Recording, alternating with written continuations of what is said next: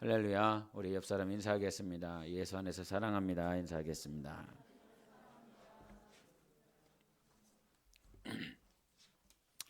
여러분이 기도해 주셔서 민들레 어린양 집회를 잘 마치고 왔습니다. 그래서 열악한 환경일 수밖에 없고 또 힘이 들고 어려운 시간임에도 우리 청년들이 또 은혜를 이렇게 받았습니다. 그래서 여러분이 참 기도해 주신 것이 참으로 감사하고 또 간증의 그 고백처럼 하나님의 뜻대로 살아낼 수 있는 은혜가 청년들에게 있기를 원합니다.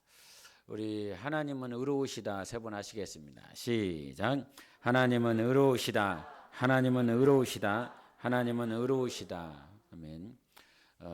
하나님의 의로우시다라고 하는 건 의가라고 하는 의라라고 하는 그 단어가 영어의 righteousness 그러지 않습니까?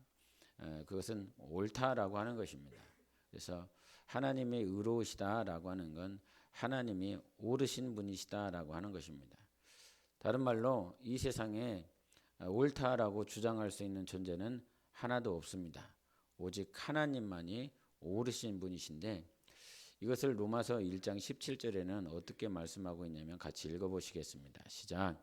복음에는 하나님의 의가 나타나서 믿음으로 믿음에 이르게 하나니 기록된 바 오직 그이는 믿음으로 말미암아 살리라 함과 같으니라. 아멘. 의가 어디에서 나타나냐면 복음에 하나님의 의가 나타난다라고 말을 합니다. 그래서 하나님의 의가 어디에서 나타난다고요? 복음에 나타납니다.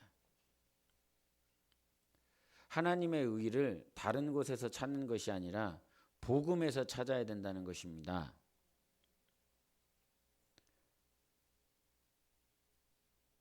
하나님이 언제 어디서 무엇 때문에 육하 원칙에 다른 의문사를 붙여서 여러 가지 물어볼 수 있는데 그러면 하나님의 의가 언제냐? 하나님의 의가 무엇이냐? 하나님의 의가 누구로 인한 것이냐? 하나님의 여러 가지 육하 원칙에 의문사를 붙여서 물어볼 수 있는데 성경은 결론적으로 하나님의 의는 복음에서 나타난다라고 가르쳐주고 있는 것입니다.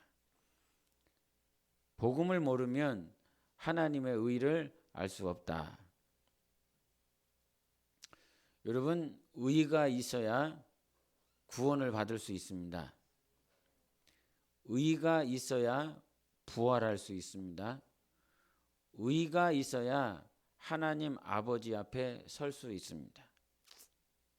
그래서 이 복음에는 하나님의 의가 나타나서 믿음에서 믿음에 이르게 한다라고 그럽니다. 믿음에서 믿음으로 이르게 하는데 그 후에 나오는 말씀이 오직 의인은 믿음으로 말미암아 살리라 하셨습니다. 믿음으로 말미암아 살라. Live by faith라고 그럽니다. 믿음으로 살리라.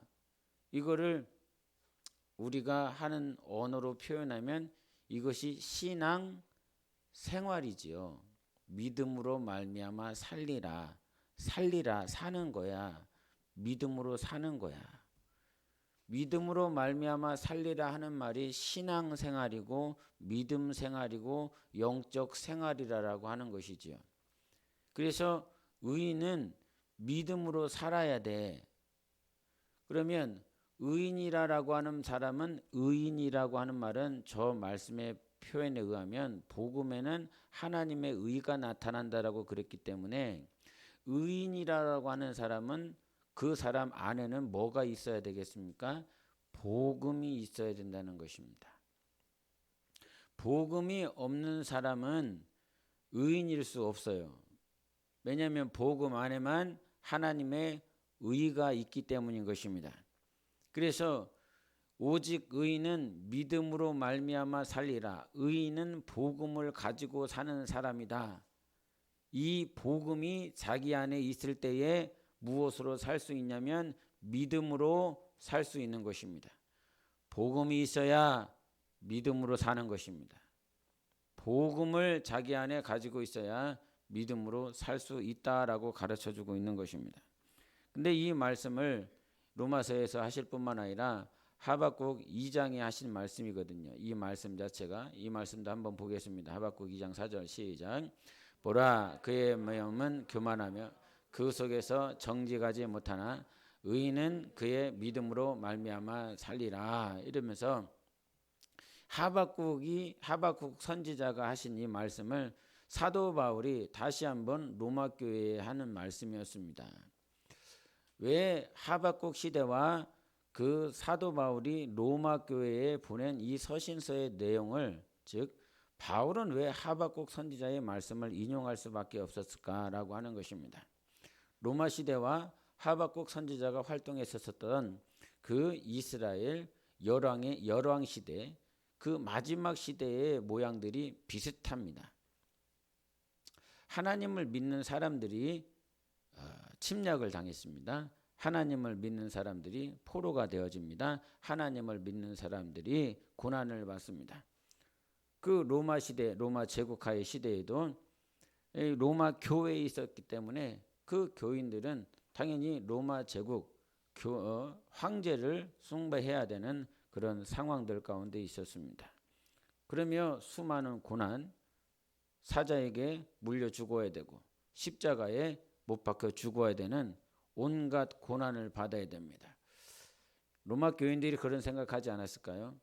예수 믿는데 왜 이런 고난을 받아야 되지? 하나님 살아계시다라고 그러시는데 왜 이런 고통이 있어야 되는가? 라고 하는 퀘스천을 하나님 앞에 또 자기 심령 가운데 해보았을 것 같습니다. 하박국 선지자도 마찬가지입니다. 아수르와 바벨론에 의해서 처참하게 짓밟히고 있는 남유다, 북이스라엘뿐만 아니라 그 이스라엘이 왜 하나님을 믿는 하나님의 백성들이 하나님을 믿지 아니하는 이방인들에게 의하여 이와 같이 고통당해야 되는가라고 하는 질문들, 반문이 그들 안에 분명히 있었을 것입니다. 여러분도 그러지 않겠습니까? 여러분도 그런 반문이 없습니까? 하나님 살아계시는데 왜 이렇게 힘들어야 됩니까? 하나님을 따라가고 있는데 왜 이렇게 고통스러워야 됩니까? 라고 하는 질문들이 우리 안에 있을 것 같습니다. 그러면서 하박국은 하나님 도대체 이해가 되지 않습니다. 하나님을 믿는 백성들이 이와 같이 고통당하는 것이 도대체 이해가 되지 않습니다. 그러면서 하나님 앞에 따지지요. 따지면서 그가 하나님의 음성을 듣고자 기다리고 있었습니다. 주님이 우리에게 뭐라고 말씀하시는지, 나에게 뭐라고 말씀하실까 기다리고 있을 때 하나님께서 말씀을 주시는 것이 하박국 2장 2절의 말씀이었는데, 너희들은 달려가면서도 말씀을 읽을 수 있도록 준비하라 그러셨습니다. 말씀을 새겨, 말씀을 읽는 수준이 아니라, 말씀을 듣는 수준이 아니라 말씀을 새겨, 그 새긴 말씀을 이젠 달리면서도 볼 수 있도록 해라. 그러면서 2장 2절에 그와 같이 말씀하시고 2장 4절에 오직 의인은 믿음으로 말미암아 산다라고 가르쳐주고 있거든요. 그러면 의인이라고 하는 그 사람들은 결국 무엇에 기준되어서 사는 것이냐면 이 자기 심령 가운데 새겨진 말씀을 가지고 사는 것입니다. 말씀을 새기지 아니하면 의인이라 말할 수 없고, 말씀이 없으면 믿음으로 살아갈 수가 없는 것입니다. 그래서 여러분은 하나님의 말씀을 드러내고 하나님의 영광을 드러내야 될 존재인데, 그러면 하나님을 어떻게 드러내고 나타낼 수 있는가라고 하는 건 내가 원하는 감정, 나의 지식, 나의 정보에 의해서 살면, 결국 그렇게 살아서 결과를 내면 결국 자기의 감정이 이랬고 자기의 지식이 이랬고 자기의 경험이 이랬다. 그렇게 살고 나면 내가 드러나는 것입니다. 내가 기준이 돼서 살았기 때문에. 그런데 하나님이 드러나려고 그런다면 하나님이 우리에게 주신 말씀이 기준이 되어서 살아서 그 결과를 도출하면 결국은 하나님이 드러나게 되어 있는 것입니다. 말씀을 가지고 살아가지 아니하면 하나님이 드러나지 않습니다. 귀신들도 그러잖아요. 어떤 청년이 민들레 청년 집회 갔을 때 이렇게 같이 간증을 하면서 이렇게 식사하면서 청년이 터키에 가서 선교를 했는데 그 청년이 앞에 이렇게 안진뱅이가 있었던 모양입니다. 근데 그 안진뱅이가 있어서 기도를 하게 되었는데 자기 마음 가운데 능이 없고 실력이 없어도 성경에 예수 이름으로 귀신을 쫓고 예수 이름으로 안진뱅이를 위해서 기도했던 것처럼 그냥 그 말씀에 의지하여 예수 이름 가지고 그 안진뱅이를 위해서 기도를 해줬는데 자기도 몰랐죠. 자기도 그렇게 되리라고 생각 못했겠죠. 그런데 그 이름으로 기도했더니 그 안진뱅이가 지팡이를 그냥 던져버리더랍니다. 지팡이를 던져버리고 일어나서 걷기 시작하더라는 거예요. 그러면서 자기 평생에 안진뱅이가 지팡이를 던져버리고 일어나서 걷는, 그리고 하나님을 찬양하는 그 모양을 자기 눈으로 직접 봤다라고 그러는 거죠. 평생 처음 봤으니 얼마나 놀랍고 얼마나 신기했겠어요. 그때 누가 영광을 받으십니까? 하나님이 영광을 받으셨습니다. 왜 그렇습니까? 자기의 정보, 자기의 지식, 자기의 이론 가지고 그 사람을 살린 것이 아닙니다. 나는 실력이 없고 나는 무지해도 예수 이름을 의지해서 성경이 주신 그 말씀을 따라 기도하고 안수해 줬기 때문에 그가 나섰습니다. 내가 한 것이 아니라 하나님의 말씀이 일을 하고 계신 거죠. 그래서 말씀을 따라 살아나면 누가 드러나냐? 하나님이 드러나는 것입니다. 그러나 말씀대로 살지 아니하면 그 말씀 이외의 것들이 드러날 것입니다.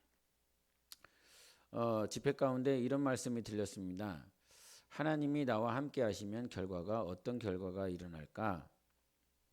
하나님 나와 함께 하시는 결과를 좀 보고 싶습니다.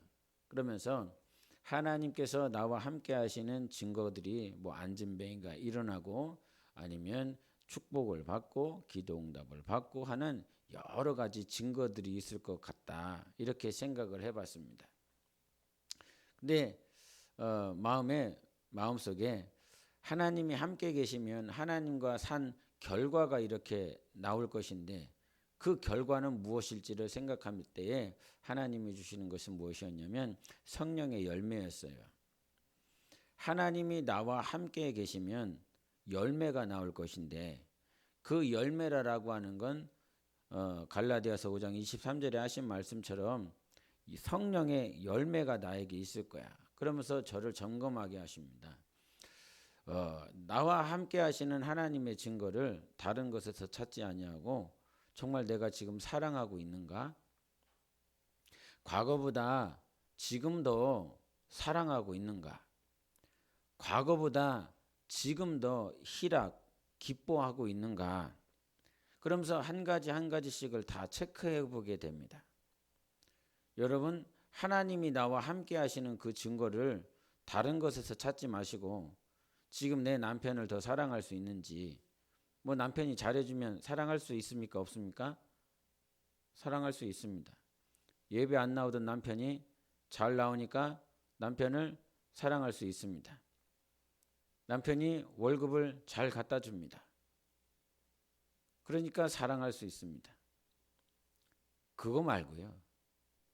나한테 잘해주니까 사랑하는 건 내가 그렇게 많이 받고 있으니까 그냥 나가는 것입니다. 예수 그리스도의 사랑은 당신이 철저하게 죽으면서 철저하게 무시당하면서 철저하게 십자가에서 피 흘리면서 그때도 내가 너희 사랑한다라고 하는 것이었습니다. 딴 사람이 내 옆에 있는 사람이 나를 잘해주니까 해주는 그런 사랑이 아니라 저 사람이 나를 죽이고 저 사람이 나를 십자가에 못 박힌 그 상황 가운데 나를 몰아넣고 있음에도 내가 정말 사랑하는가? 하나님이 나와 함께 하시는 증거가 뭐라고요? 저 사람이 나를 죽임에도 불구하고 내가 성령으로 사랑하는가? 하나님은 우리가 말씀으로 살기를 원하십니다. 말씀이 기준이 되기를 원하십니다. 그래서 의인은 네 감정으로 사는 것이 아니라 말씀으로 사는 자가 의인이라고 가르쳐 주셨습니다. 그래서 철저하게 자기 자신을 죽이지 아니하면 의인의 삶을 살아갈 수 없어요. 여러분, 오늘은 기분이 좋을 수 있습니다. 내일은요, 기분이 나쁠 수 있습니다. 그런데 사람들이 기분 좋은 상태를 믿음이 좋은 상태로 생각할 때가 있습니다. 기분이 나쁜 상태를 저 사람 믿음이 없네라고 생각할 수 있습니다. 성경에 항상 기뻐하라고 그랬는데 보여지는 그 기쁨을 가지고 저 사람의 믿음의 유무를 판단하지 마십시오. 보여지는 표정 가지고 저 사람의 믿음의 유무를 결정하지 마십시오. 믿음을 판단하시고 결정하실 수 있는 분은 하나님 한 분밖에는 없습니다. 왜냐하면 하나님은 상한 심령을 보시기 때문인 거예요. 그래서 이 땅에 살아있는 동안 겉표정 가지고 겉모양 가지고 겉언행 가지고 사람을 판단하고 정죄하지 마시고 오직 예수 그리스도를 향한 그 갈망을 끝까지 붙잡고 있는가. 우리 현섭이가 좋은 질문을 해준 것 같습니다. 형들을 보면서 아니면 직분자들을 보면서 청년들을 보면서 진짜 행복을 가졌고 진짜 사랑을 가졌고 진짜를 가지고 있는 것 같은데 왜 가짜 행복 때문에 넘어지고 있고 진짜 행복을 버려버리고 그렇게 엎어져 있는가. 좋은 질문인 것 같습니다. 여러분에게도 해당되고 저에게도 해당되는 질문인 것 같습니다. 다윗을 예로 들고자 합니다. 블레셋과의 전쟁 가운데서 골리앗과 전쟁을 치릅니다. 그때에 그가 가지고 있었던 것은 단창이 아니었습니다. 칼도 아니었습니다. 오직 만군의 하나님 여호와 하나님을 붙들고 그가 골리앗과 싸웁니다. 창이 아니기 때문에 칼이 아니기 때문에 세상적으로는 이길 가능성이 희박합니다. 이길 수가 없습니다. 외모적으로 보면 실력으로도 보면 불가능합니다. 근데 그에게는 하나님이 계셨습니다. 그것도 만군의 하나님이었습니다. 그 만군의 하나님께서 함께 하시기에 골리앗을 넉넉히 이길 수 있었습니다. 블레셋은 도망갔고 이스라엘은 승리의 찬가를 부릅니다. 그렇게 승리를 주신 하나님이 다윗과 함께 있었습니다. 어린 시절부터 유년 시절부터 그는 자기의 실력이 아니라 하나님의 실력으로 이겼고 하나님이 함께 하심을 항상 경험했었습니다. 그런데 지난 청년 집회 때도 잠깐 나누었는데 사무엘상에 보면 다윗이 왕들이 출전해야 될 그때 전쟁의 시기, 전쟁의 때가 되었을 때에 왕이 출전해서 전쟁해야 될 그 시간에 나아가지 않고 자기 궁궐에 머무르면서 결국은 밧세바를 범하게 됩니다. 그 당시에 다윗은 하나님이 없었을까요? 하나님이 함께 하시지 않으셨을까요? 계속 평생에 사는 날 동안 다윗과 하나님은 함께 하셨습니다. 근데 왜 그때 다윗은 실수하고 범죄하였을까요? 진짜 행복이 없어서 그랬나? 진짜 사랑이 없어서 그랬나? 진짜 하나님이 없어서 그랬나? 여러분, 우리의 영혼이 살지 아니하면 우리는 가감없이 육신의 눈이 떠지게 되어 있습니다. 성령으로 하나님이 보이지 아니하면 우리의 육안이 먼저 보이는 것이 먼저입니다. 아담이 하나님을 만난 것이 거짓이었겠습니까? 에덴 동산에서 선악과 먹으면 너 반드시 죽어. 그렇게 나타나신 하나님이 아담에게는 가짜였겠습니까? 실제였겠습니까? 분명 실제였습니다. 실제로 주님의 음성을 들었습니다. 실제로 하나님과 함께했고 또 하나님께서 그 에덴 동산에 얼마나 큰 축복을 줬는지 땀 흘리지 않아도 수고하지 않아도 온갖 풍요와 아름다움을 경험할 수 있는 그런 시간들을 누리고 있었습니다. 그럼에도 불구하고 육신의 눈이 떠지니까 육신의 모양이 밝게 떠지니까 그제서야 하나님을 잊어버립니다. 진짜 행복이 없는 것이 아니라 가짜 행복에 의하여 진짜 행복이 보이지 않는 상태가 되는 것이지요. 하나님은 살아계십니다. 하나님은 진짜입니다. 그 진짜 살아계신 하나님이 어느 순간 우리의 육신의 육안이 육신이 관심을 갖고 있는 그 모양이 내 눈에 내 마음을 빼앗아 버리면 우리는 하나님을 잊게 됩니다. 하나님을 잊어버리게 됩니다. 물질이 욕심이 되면, 물질이 내 마음에 들어오면 진짜 행복이 하나님이었고 진짜 사랑이 하나님이었고 참 하나님이 예수 그리스도임에도 불구하고 그 물질이 자기 마음을 뺏어버리니까 결국은 다 잃어버리게 됩니다. 아나니아와 삽비라가 성령이 충만했다라고 그랬어요. 성령이 충만하여 예루살렘 그 초대교회에 자기의 소유를 다 팔아서 더 섬기자라고 하는 마음까지도 그 마음이 쉽게 들지 않습니다. 자기가 가지고 있는 재산을 팔아서 가난한 자들을 섬기고 성도들을 섬긴다, 쉽지 않습니다. 근데 성령이 붙잡아 주니까 그것이 아주 과감하게 실행할 수 있는 힘이 되었습니다. 근데 어느 순간 자기 마음 가운데 이거 다 주면 어떡하냐라고 하는 육신의 생각이 들어왔습니다. 육신의 생각이 들어오니까 성령의 생각이 희미해지기 시작하는 것입니다. 여러분, 우리는 성령으로 산다라고 그러지만 어느 순간 죄의 짐들이 우리를 더 무겁게 누를 때가 참 많이 있습니다. 나는 성령으로 산다라고 그러지만, 하나님의 뜻대로 산다라고 하지만 어느 순간 육신의 모양들이 여러분의 마음을 더 짓누를 때가 있습니다. 도저히 벗어날 수 없고 도저히 헤어날 수 없고 도저히 이길 수 없는 그런 상태가 있습니다. 그런 시간들이 있습니다. 그런 그때에도 하박국 선지자가 고백했던 것처럼 그겁니다. 보여지는 모양들이 하나님 죽게 생겼습니다. 가능성이 없어 보입니다. 다 포로로 팔려갑니다. 근데 그 상황 가운데서도 하박국이 우리 영혼에 하시는 말씀은 무엇이냐면 믿음으로 살아. 하나님이 함께 하시는 그 믿음으로 살아. 이게 얼마나 우리에게 큰 십자가인지 모릅니다. 삶은 변하는 거 없고 아픔만, 고통만 가득한데 계속 믿음으로 살라는 거예요. 하나님이 계시다고, 하나님이 있다고, 하나님이 너를 인도한다고. 보이면 잘 갈 수 있죠. 들리면 잘 갈 수 있습니다. 만져지면 아주 확신 있게 갈 수 있습니다. 그럼에도 불구하고 보이지 않는 그 상황과 그런 문제 가운데서 주님은 계속 믿음으로 살라고 그러니까요. 여러분, 그래서 하나님의 말씀이 들리면 불편할 때가 참 있어요. 말씀이 들리면 불편할 때가 있어요. 무슨 말인지 이해하십니까? 말씀이 들리면 불편할 때가 있습니다. 말씀이 안 들리면 편해요.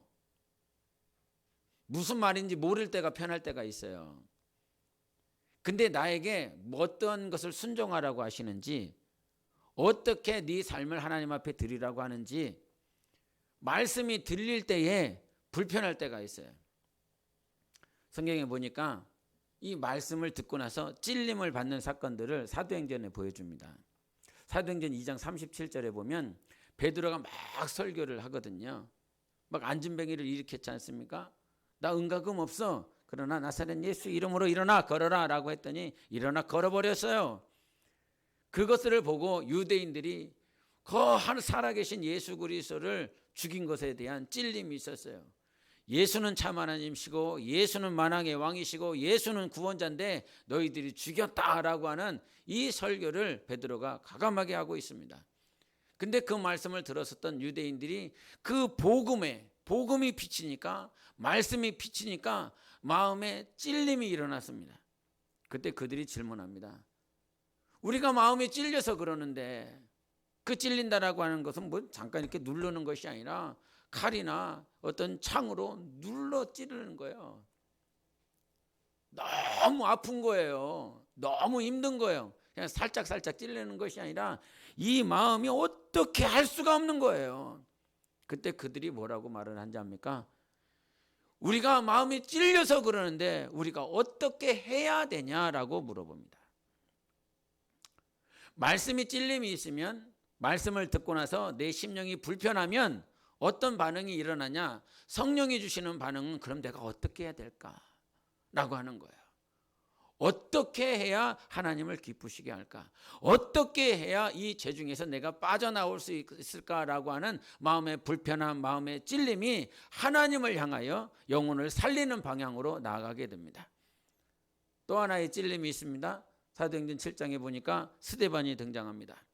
스데반이 그 역사, 모세로부터 지금 유대인들이 자기들이 있었던 그 시대까지의 그 하나님께서 어떻게 모세를 통하여 이스라엘을 인도해 주셨는지, 그리고 마지막 때에 예수 그리스도가 이렇게 오셨다라고 가르쳐 줍니다. 유대교에 심취했었던 사도 바울과 바리새인들, 사두개인들이 그 자리에서 마음에 찔렸어요. 동일하게 예수를 죽였다라고 하는 그 말을 듣고 마음에 찔렸습니다.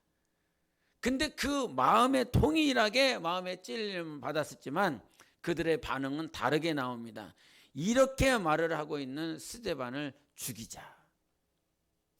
마음이 찔리는데 어떤 한 무리는 이 죄에서 벗어나기 위하여 하나님을 향하여 영혼을 살리기 위하여 한 방향으로 나아가는 자가 있는가 하면, 마음이 찔림에도 불구하고 이 찔림을 스스로 억눌러버리고 그렇게 말을 하는 자를 죽여버리는 사망으로 역사하고자 하는 무리들이 동시에 등장합니다.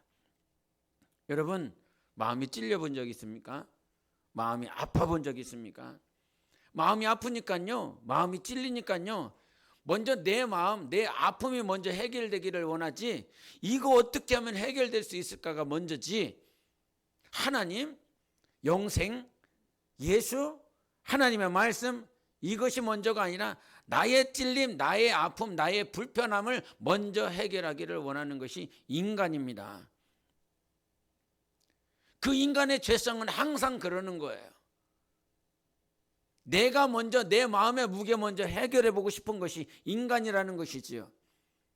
근데 참 대단한 것이, 하나님이 우리에게 어떤 믿음을 주셨냐면, 네 아픔보다, 네 고통보다, 너의 불편함보다 예수 그리스도가 먼저 드러나는 삶으로 우리를 인도하실 때가 참 많이 있습니다. 네게 먼저가 아니라 하나님의 영광이 먼저 드러나기를 원하는, 그러니까 죽으면서도 아파하면서도 하나님의 영광, 예수의 영광. 스데반이 안 죽으면 되지 않습니까? 그 말 안 하면 됩니다. 그들 앞에서 그들이 불편해하는 소리 증거하지 않으면 자기 살 수 있습니다. 그러나 자기의 어떤 안위가 먼저가 아니라 그대로 자기에게 성령이 역사하시는 그 말씀을 전해야 됐기 때문에 그는 그렇게 할 수밖에 없었어요. 결국은 그렇게 살아서 평생 수치스러운 삶이 아니라, 비록 내 육신이 죽어져 나가지만 하나님 앞에 서기를 원하는 그 마음을 따라 그는 순교를 해버립니다. 이 땅에서의 잠깐의 편안함이 아니라 하나님 아버지 앞에 설 것을 바라보면서 그는 순교를 택합니다. 자기가 선택한 것이 아니라 성령이 그렇게 이끌어 주셨어요. 순교는 자기가 할 수 있는 것이 아닙니다. 자기가 할 수 있는 영역의 것이 아닙니다. 순교는 하나님이 나를 붙잡아 주셔야 가능한 것입니다. 순종도 마찬가지입니다. 순종도 내가 할 수 있는 영역이 아닙니다. 순종도 성령이 나를 붙잡아 주셔야 가능한 영역인 것입니다. 그래서 내가 하는 것이 아니에요. 내가 할 수 있는 것이 아니에요. 하나님이 나를 붙잡아 주셔야 순종할 수 있는 것입니다. 하나님, 나 정말 순종하고 싶어요. 하나님의 뜻대로 살고 싶어요. 하나님 아버지 앞에 서고 싶어요. 집회 가운데서 제가 이렇게 한 6개월 동안 4개 교회가 항상 거의 모이기 때문에 4개 교회가 6개월 동안 살면서 모이는 거거든요. 6개월 동안 청년들이 살다가 그렇게 모이는 거거든요. 6개월 동안 목사들이 살다가 같이 모이는 거거든요. 6개월을 어떻게 살았는지, 6개월 동안 교회가 어떻게 보냈는지, 6개월 동안 청년들이 어떻게 보냈는지 그런 모양들이 집회 때 보면 이렇게 드러납니다. 어떻게 6개월을 보내고 너 왔느냐라고 하는 것들이 말은 하지 않지만 그렇게 다 드러납니다. 그러면서 우리 주님 앞에 설날을 한번 생각해 보게 되는 거죠. 6개월 지나고 난 다음에 와서 우리의 모양들이 이런데 평생이라고 하는 시간을 기회를 하나님께서 우리에게 주시고 난 다음에 하나님 앞에 설 때가 있을 것인데 그러면서 5달란트, 2달란트, 1달란트를 이렇게 보게 됐어요. 5달란트 가지고 있는 자가 별 중요하지 않더라고요. 저희 그 민들레 선교회 회장님이 대천에서 사역을 해요. 시골, 당신은 항상 그래요. 나는 시골에서 목회한다고. 다 노인들밖에 없다고. 다 노인들이라고. 말씀을 알아듣고 있는지 못 알아듣고 있는지 때로는 잘 모를 정도로 그런 시골에서 나 목회를 하고 있다고. 그런데 시골에서 목회를 하고 대도시에서 목회를 하고 아니면 대형교회에서 목회를 하고 아니면 저 개척교회에서 목회를 하고 있는 목사 그것이 전혀 중요하지 않더라고요. 대형교회 목사기 때문에 저 사람은 하나님께서 귀하게 여기실 거야? 그것도 아니더라고요. 그렇다고 뭐 개척교회 목사를 소중하게 여긴다 그 말도 아니고 하나님이 보시는 사람은 사이즈도 아니고 크기도 아니고 하나님이 보시는 사람은 어떤 사람이냐면 하나님이 정말 집중하여 보는 사람은 내가 너에게 준 시간 어떻게 보냈니? 내가 너에게 준 물질 어떻게 썼니? 내가 너에게 준 그 젊음 어떻게 썼니? 내가 너에게 준 그 지위, 직분 어떻게 썼니? 그러면서 5달란트, 2달란트, 1달란트 모든 사람이 다 예수 그리스도 앞에 섰을 때 회개, 계산하는 그 시간이 다 있더라고요. 5달란트가 중요한 것이 아니야. 네가 뭘 가지고 있는 거 얼마 많이 저 사람과 비교해서 얼마나 많이 가지고 있느냐. 얼마나 많은 지식을 가지고 있느냐. 얼마나 많은 젊음을 가지고 있느냐. 이것이 중요한 것이 아니라 내가 너에게 준 거 얼마만큼 하나님을 위해서 사용했냐. 내가 너에게 준 말씀 매 주간마다 여러분이 말씀을 듣고 있고 매일 성경을 읽으면서 하나님이 여러분에게 말씀을 주시고 있는 줄 믿습니다. 그 주신 말씀을 어떻게 살았냐.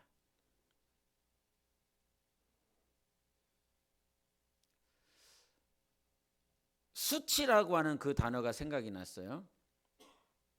어떤 사람은 시골에 있었는데 아무도 찾지 않는 그곳인데 아무도 신경 쓰지 않는 그곳인데도 불구하고 오직 하나님을 사랑함으로 말씀으로 열심히 살아내더라고요. 근데 저 대도시에 있는 대형교회 목사는 사역도 바쁘고 사람 만나는 것도 바쁘고 자기가 가지고 있는 것도 많고 그러면서 어떤 말씀이 기준이 아니라 하나님이 기준이 아니라 어떻게 하면 이 교회에서 이 교회를 하고 목회를 하고 사람들에게 처세술을 가르쳐주고 막 이렇게 하면서 정신이 없어. 어떻게 살아가는 대형교회 목사님들을 욕하는 것이 아닙니다. 그분들 정말 신실하신 분들 얼마나 많은지 모릅니다. 비교하려고 비유로 말을 하기 위해서 하는 것이니까요. 모든 목사들이 주님 앞에 섰어요. 모든 성도들이 주님 앞에 섰어요. 그 주님 앞에 섰을 때 코람데오 했을 때에 어떤 사람은 정말 부끄럽겠다. 너무너무 수치스럽겠다. 근데 어떤 사람들은 정말 고개를 들 수 없지만 그래도 하나님의 뜻대로 살아보려고 했었던 그런 심령을 가지고 하나님 앞에 서겠다. 직장이 떨어지면 부끄럽죠. 학교에 떨어지면, 불합격되면 부끄럽습니다. 다른 사람들은 다 붙는데 나는 떨어지네. 얼마나 부끄러운지, 얼마나 수치스러운지. 그래서 대학교 첫 번째 취업을 할 수가 없어서, 지난번에도 잠깐 제 얘기를 해드렸지만, 취업을 할 수 없는 몸 상태였기 때문에 갑자기 학교를 준비해야 되는, 뭐 일반계가 아니고 일반고가 아니라 실업고에서 다니다가 3년을 그렇게 뭐 파이프 휘고 전기 만지고 3년을 그렇게 지내다가 갑자기 대학교를 가야 된다고 그래갖고 공부를 하기 시작했네. 한 3개월 했는데 가고자 했었던 대학을 떨어졌어요. 부모님한테 말을 할 수가 없겠더라고요. 너무 창피했어요. 그래서 다시 1년 재수한다.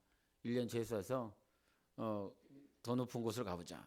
그러면서 부끄러운 마음에 얼마나 그랬는지 머리를 빡빡으로 깎았어요. 군대도 안 갔는데 머리를 빡빡으로 밀고 다락방에 올라가서 공부를 하기 시작하는 그런 시간들이 있었어요. 그러다 말고 이제 다른 대학에 이제 붙어갖고 결국은 오게 됐는데, 여러분, 대학이 떨어지면 수치스럽고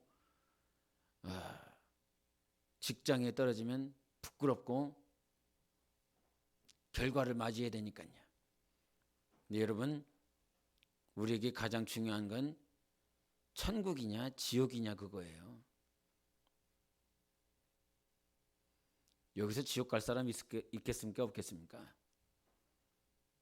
여러분, 무거운 주제를 다뤄서 죄송하긴 한데 여기서 지옥 갈 사람 있을까요 없을까요?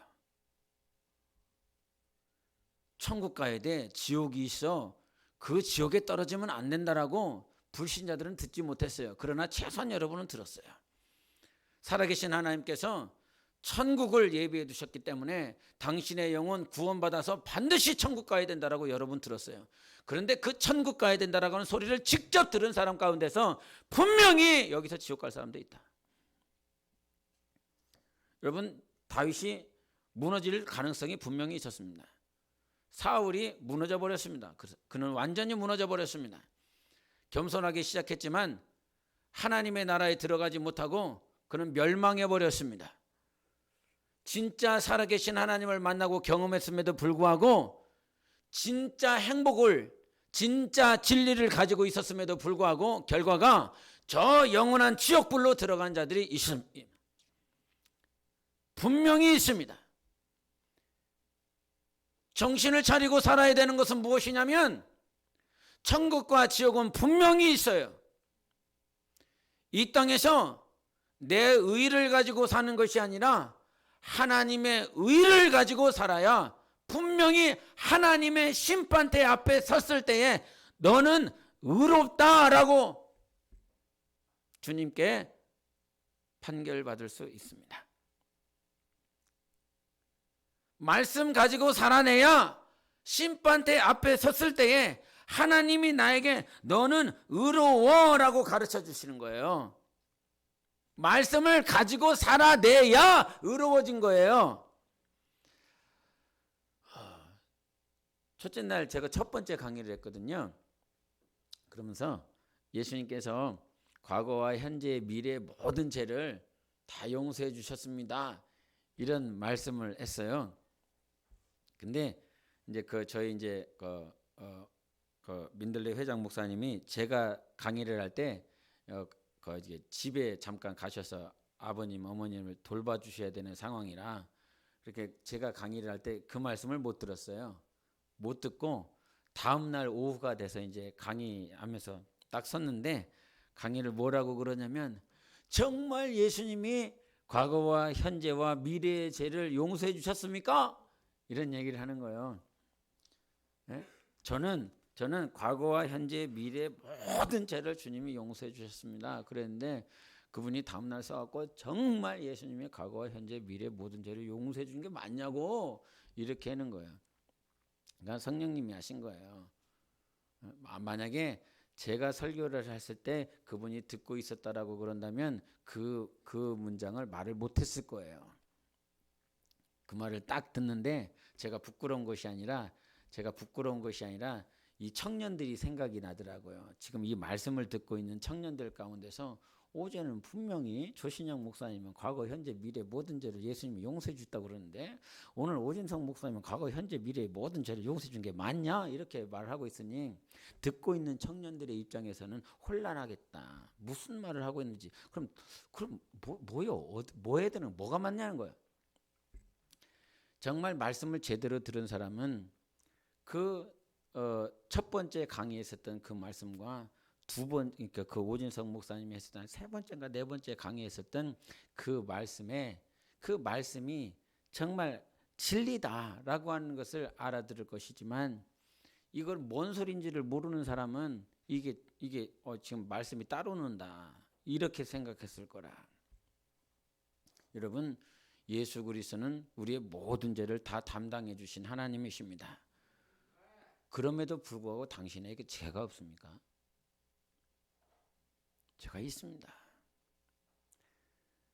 성령께서 저를 통해서 하신 그 말씀은 뭐였냐면 예수 그리스도만이 모든 죄를 사해 주시는 하나님이시다라고 하는 것을 강조하신 것입니다. 그것이 구원인 거죠. 구원의 역사를 말씀하신 것입니다. 근데 여러분 서신서를 보십시오. 서신서 사도 바울이 그 초반부에는 예수 그리스도 하나님 죄로부터 해방시키시고 진리고 복음이고 이것들을 강조합니다. 하나님을 말을 합니다. 근데 후반부에 가면 뭐라고 그럽니까?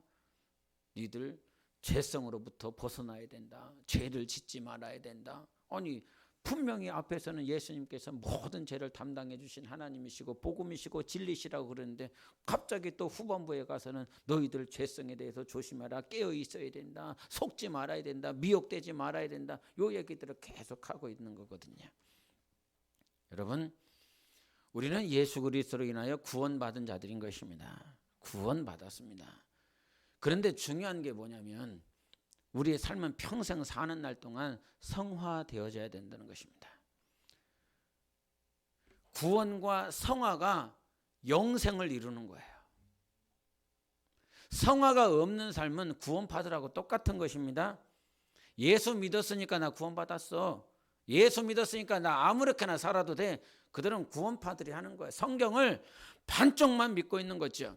그래서 이단인 것입니다. 하나님은 우리에게 정말 네가 하나님 앞에 설 때를 생각하고 성화되어지는 삶을 살라고 말씀하시는 것입니다. 주님이 기회 주셨습니다. 우리에게 시간 주셨습니다. 물질 주셨습니다.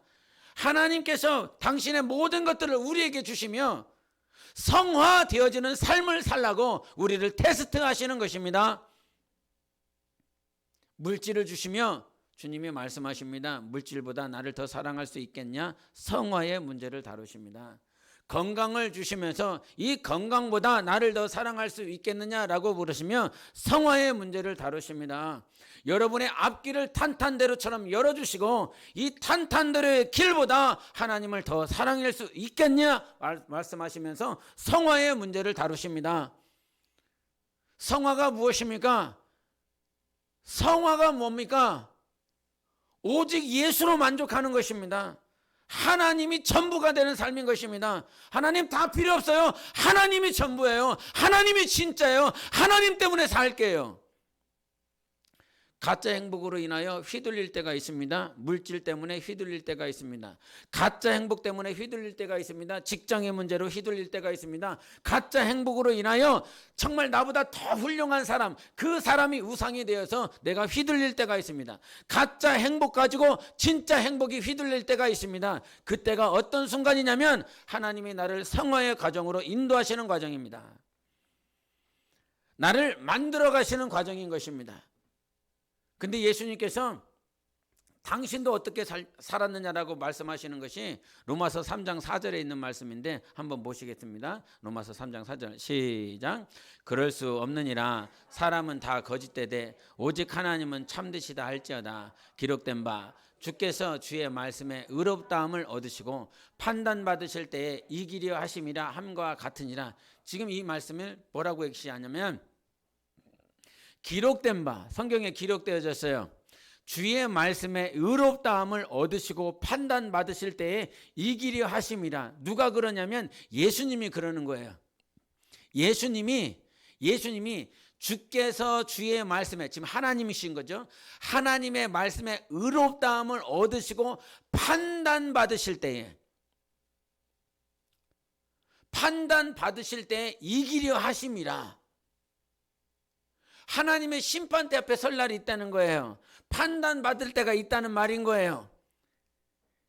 주님 앞에 섰을 때에 판단받을 때가 있는데 그때 이기려 한다는 거죠. 의롭다함을 받을 수 있도록 의롭다함을 얻으시고 판단받으실 때 이겼다, 내가 이겼다 라고 하는 이 판결을 받기 위하여 싸우는 것인데, 저 말씀이 누가 한 말씀이냐면 다윗이 한 말씀이에요. 다윗이 기록된 바 주께서 주의 말씀에 의롭다함을 얻으시고 판단받으실 때 이기려 함이라, 요 말씀을 누가 했냐면 다윗이 한 얘기예요. 하나님 앞에 의롭다함을 받고 싶어. 하나님의 그 심판대 앞에 섰을 때 내가 이겼구나 라고 하는 이 고백을 하고 싶어. 다윗이 이거를 하고 싶은 거예요. 하나님 앞에 어떻게 하면 의롭다함을 받을까? 어떻게 하면 하나님의 심판대 앞에 섰을 때에 내가 이겼구나 라고 하는 것을 말할 수 있을까? 근데 저 고백이 언제 고백을 했냐면, 다윗이 저 고백을 언제 했냐면 시편 51편에 다윗이 밧세바를 범하고 난 다음에 한 얘기예요. 내가 하나님 앞에 의롭다함을 받을 수 있을까? 내가 정말 이겼구나 라고 말할 수 있을까? 우리 한번 시편을 보시겠습니다. 말씀을 펴보세요. 시편 51편을 보시겠습니다.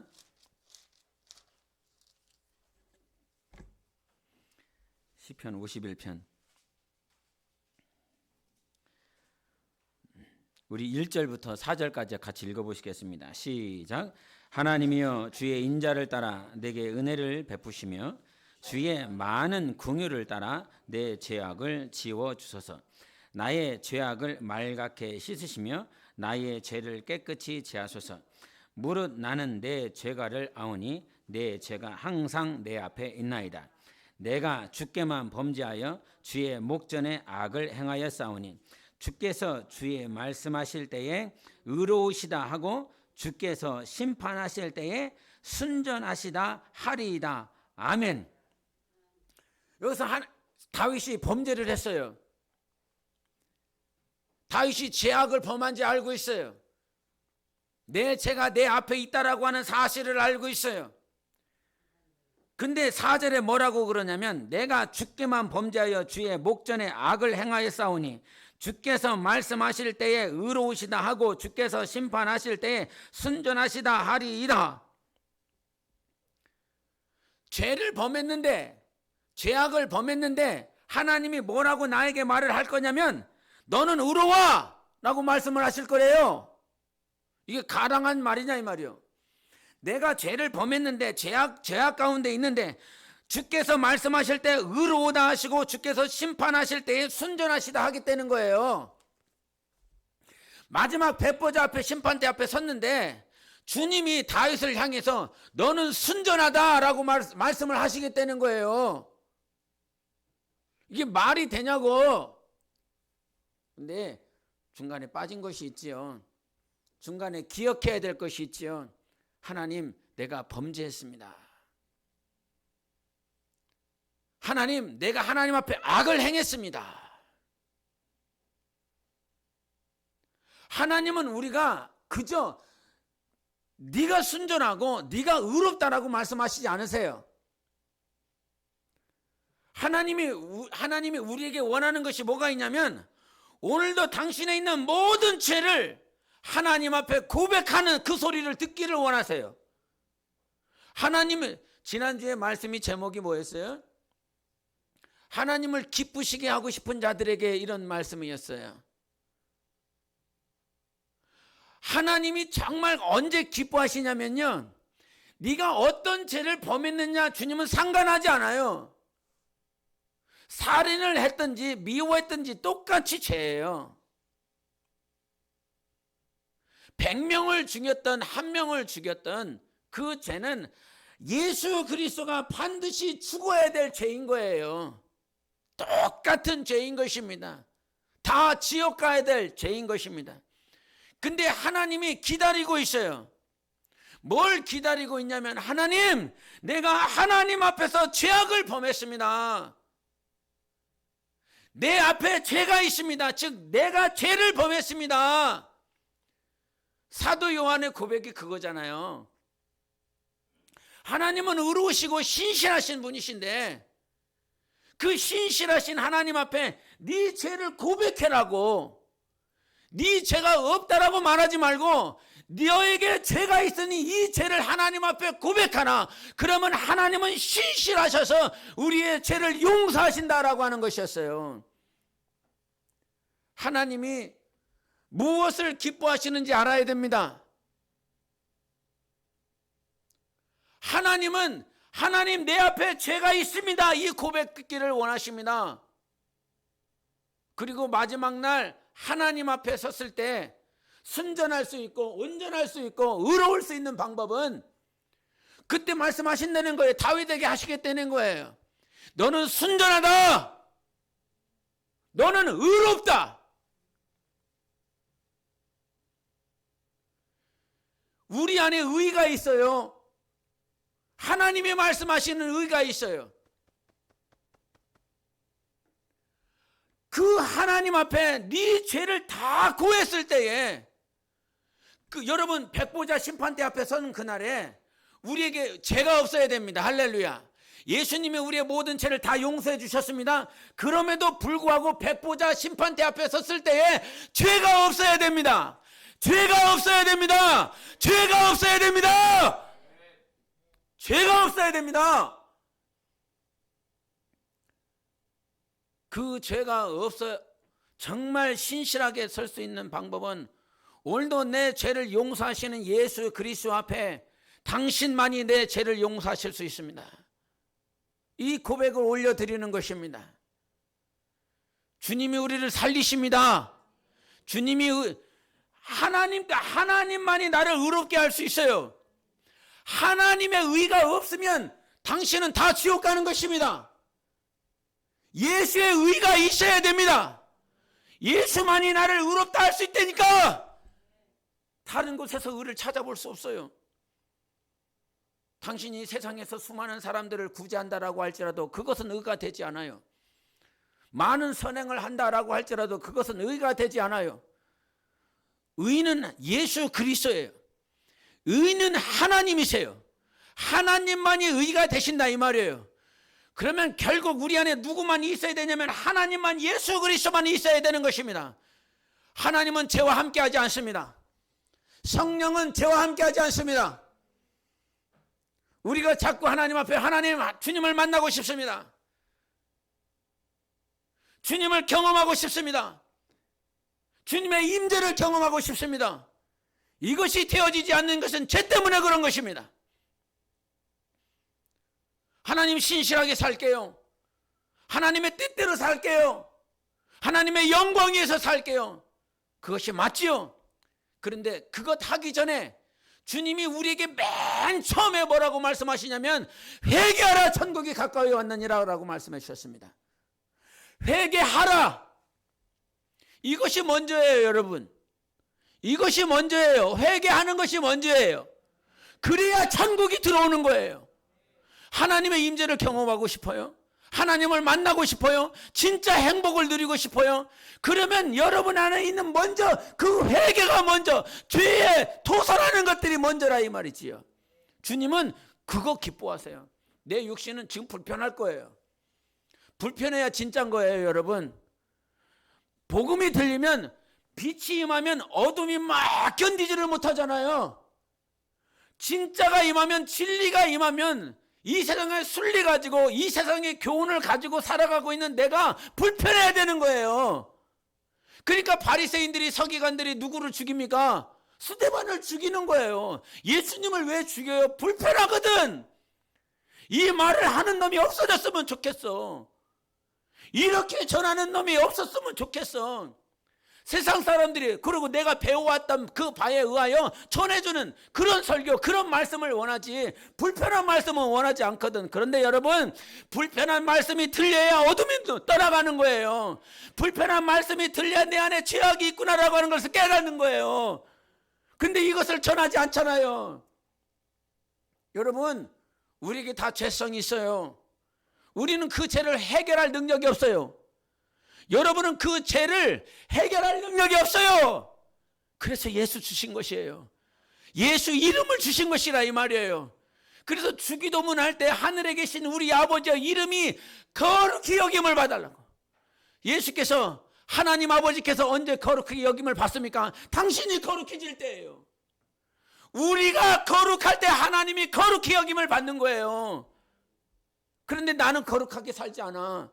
나는 더럽게 살아. 그러면서 말로만 날마다 주기도문 외치면서 하나님이 거룩히 여김을 받으시옵소서라고 말을 한다 이 말이죠.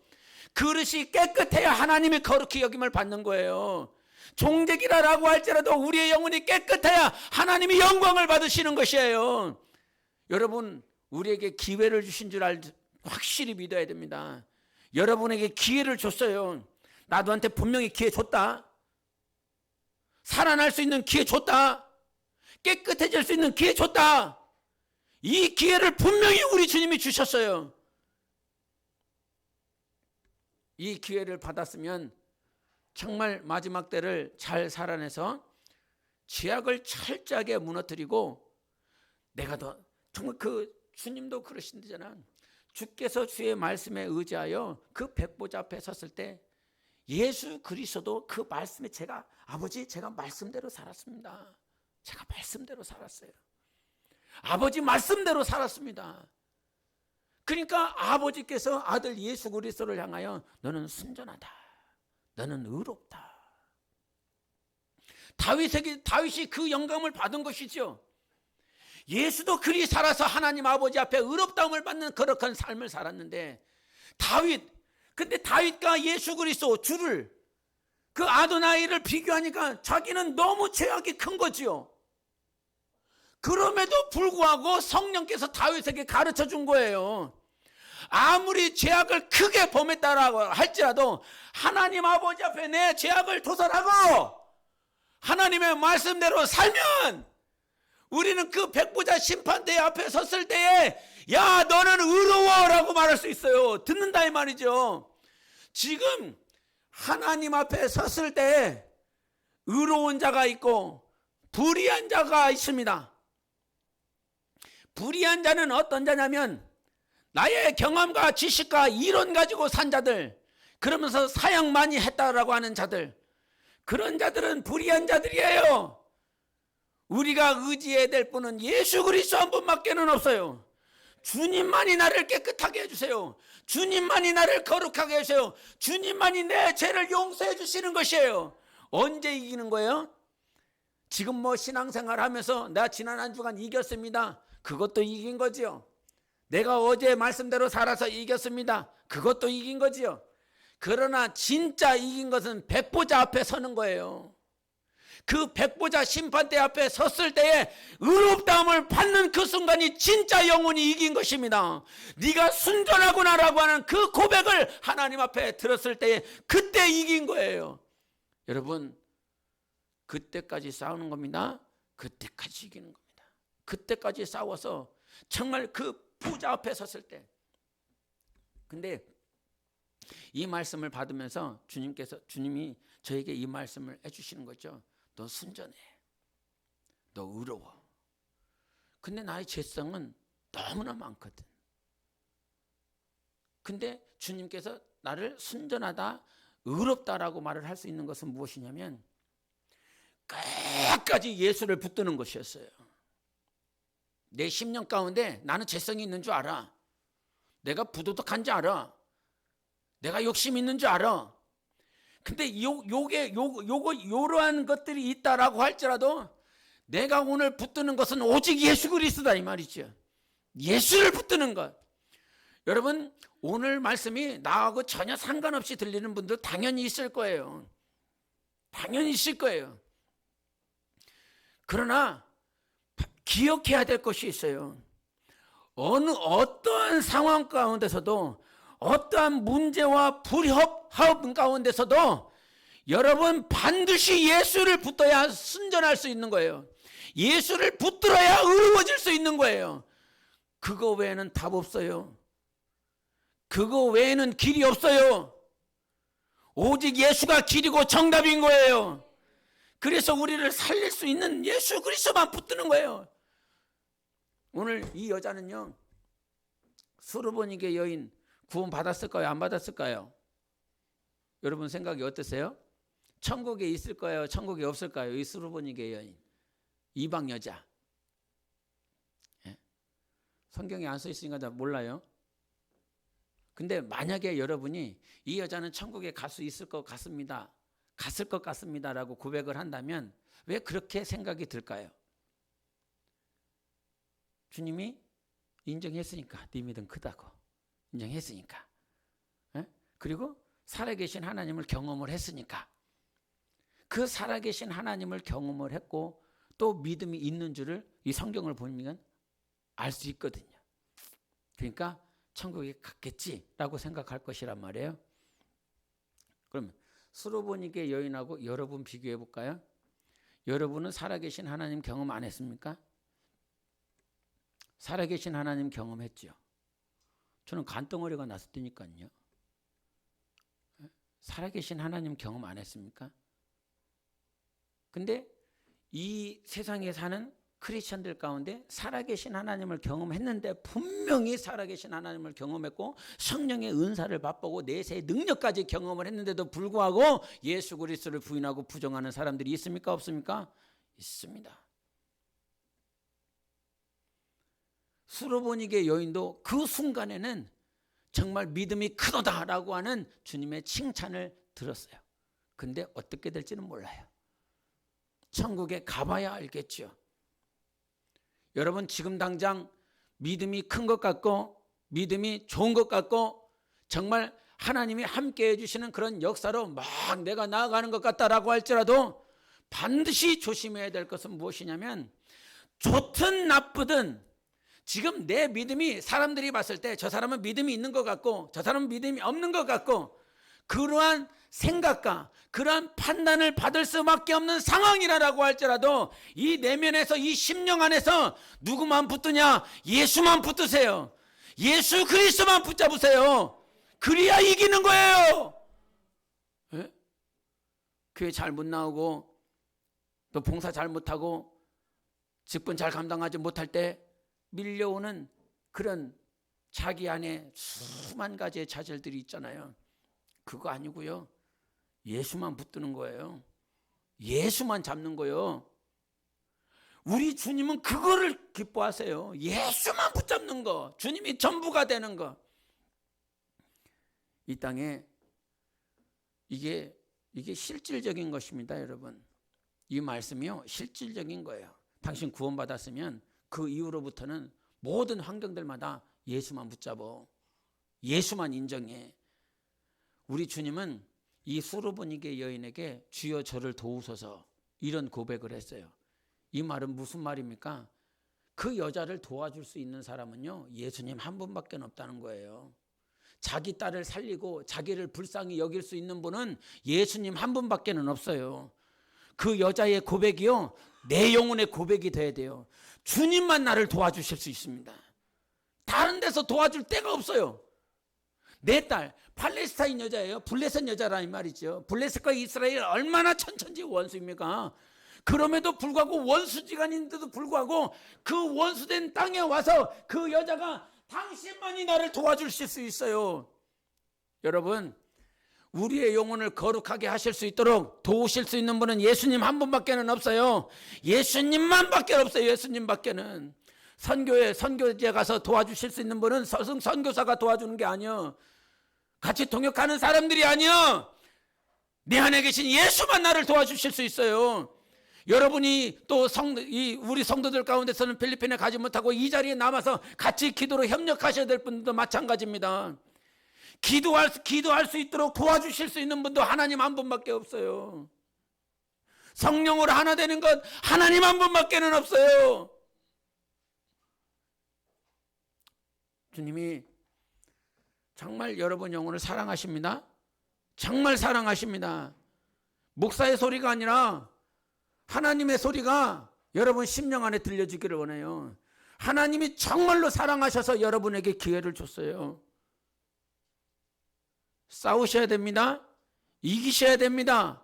백보자 앞에 섰을 때 이기는 사람이 진짜 이기는 거예요. 지금 여기서 이긴 거 아무런 의미가 없어. 목사 의미 없어요. 뭐 전도사 의미 없어. 뭐 교회를 몇백 개 세워서 의미 없어. 이 땅에서 이겼고 이 땅에서 잘 되어지는 거 분명히 과정 가운데 있지만 진짜 결과는 보좌 앞에 섰을 때 우리가 승리하고 이기는 거예요. 그때가 진짜 이긴 거예요. 그때는 기회가 없어요. 다시 돌이킬 기회가 없어요. 보좌 앞에 서면 기회가 없어요. 보좌 앞에 서면 성화될 기회가 없어요. 보좌 앞에 서면 누군가를 사랑할 기회가 없어요. 누군가를 섬길 기회가 없어요. 오래 참을 기회가 없어요. 충성할 기회가 없어요. 백보자 앞에 서면 끝이에요. 보좌 앞에 서기 전까지 성령의 열매가 맺어질 수 있도록 여러분 삶이 성령께 붙들리시기를 예수 이름으로 축원합니다. 성령의 열매 있어야 됩니다. 옆 사람에게 축복하십시다. 성령의 열매를 맺으십시다. 축복하겠습니다.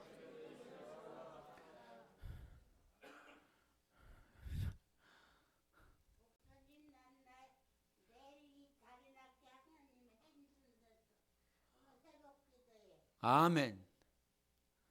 들으세요. 주님이 만나 주셨대요. 하나님이요, 오늘 새벽에 내가 기도했는데요, 네 다리는 내일서부터면 난다. 그러더니 오늘 아침부터 났어. 아멘. 하나님이 어제 그러셨대잖아. 오늘 그러니까 내일 낫겠다고. 네 다리 내가 내일 치료해 줄게. 그런데 오늘 아침부터 나섰다는 거죠. 그러니까 어제 그랬으니까 오늘 오는 거니까 내일이 된 거죠. 내일이 돼서 나선 거죠. 하나님 살아계십니다. 우리에게 기회를 주셨을 때 영혼 육체가 구원받는 것뿐만 아니라 이 영혼이 진짜 성화가 돼서 예수 그리스도를 믿어서 구원받을 뿐만 아니라 다 주님 앞에 섰을 때 그 세마포에 정말 티 없이 아름답게 섰으면 좋겠어요. 우리 성도들 뭐 다른 교회 성도들은 저는 보지 않아요. 신경 쓸 겨를도 없어요. 신경 쓸 겨를도 없어. 나는 정말 주께서 보내신 여러분의 영혼이 이 땅에 있는 동안 하나님께 부여받은 그 기회를 가지고 정말 잘 살아서 그 보좌 앞에 섰을 때 너는 순전해. 여러분 이거를 주님께 듣는다고 한다면 얼마나 행복하겠어요. 얼마나 기쁘겠어요. 이거 지금 그냥 말로 하는 표현이지만 정말 그 영광이 얼마나 충만하신 분이십니까? 상상을 해보세요. 좀 이럴 땐 좀 상상을 해봐. 잠자지 말고 뇌파야 좀 깨라. 응? 상상을 좀 해봐요. 그 보좌 앞에 섰을 때 왕이 그 거룩하신 하나님이 흠도 점도 티도 없는 그 완전하신 그 예수께서 나에게 말씀하신 너 순전하다. 이것보다 더 큰 축복이 어디 있습니까? 여러분 기회인 거예요. 그래서 기회인 거예요. 이 기회를 잘 살려서 승리하십시다. 진짜 이기는 건 뭐라고? 여기서 이기는 거 아니고 보좌 앞에 섰을 때 주님이 나에게 너는 정말 순전해. 모든 환경들마다 나를 봤어. 모든 상황들마다 나를 의지했어. 너는 의로워? 너는 의로워. 주님이 그와 같은 칭찬, 그와 같은 축복, 이게 진짜 복인데 이거를 몰라. 주님께 들어야 그것이 복인 거예요. 사람에게 너 잘한다고 사람으로부터 칭찬 들어봤자 다 소용없어. 교만해지기만 하지. 주님이 여러분에게 칭찬하시는 것이 복입니다. 그런 교회 되기를 원합니다. 그런 교회 만들어 가기를 원합니다. 그런 교회가 세워질 수 있도록 우리가 하나 되어서 하나님의 뜻을 이루어 가시기를 예수 이름으로 축원합니다. 할렐루야. 성령으로 충만하자. 우리 한번 3번 하십시다. 시작. 성령으로 충만하자. 성령으로 충만하자. 성령으로 충만하자. 아멘. 그래야 하나님 앞에 의로운 생활을 할 수 있는 거예요.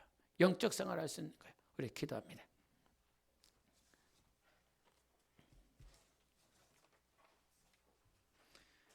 이 시간 기도하며 내 마음을 불편하게 해주셔서 감사해요. 주님, 내 마음이 찔림이 있게 해주셔서 감사해요. 세상의 소리는 칭찬만 하고, 세상의 소리는, 세상의 교훈은 잘했다고, 너 잘한다고 그 소리만 합니다. 근데 주님은 내 영혼을 진짜 사랑하셔서 내 영혼에 찔림이 있는 말씀을 주셔서 감사합니다. 하나님, 내 안에 어둠이 물러가게 도와주세요. 내가 내 죄성을 이길 수가 없습니다. 이 십자가를 지고 가면서 수많은 죄성들이 나를 괴롭힙니다. 나는 이 죄성을 이길 수가 없으니 오늘 예수 보혈로, 예수 이름으로 이기게 도와주세요. 주님만 붙잡습니다. 복음만 붙잡습니다. 말씀만 붙잡습니다. 달려가면서도 이 새겨진 말씀을 읽을 수 있도록 주여 내 눈을 열어주시옵소서. 예수를 붙들고 승리하게 도와주시옵소서. 예수 외치고